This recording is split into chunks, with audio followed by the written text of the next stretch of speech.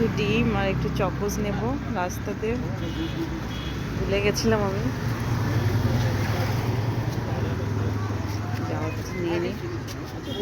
হ্যাঁ দাও, দাঁড়াও একটু আগে আমাকে এটা দাও।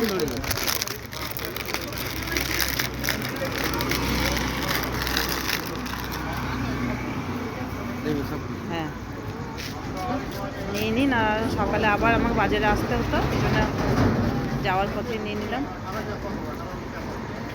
এই দেখো মাম্মা এখন বলছে চপ্পল নেবো, ওর বাবার কাছে দেখতে পাচ্ছি, ওর বাবার কাছে বলছে চপ্পল নেবো।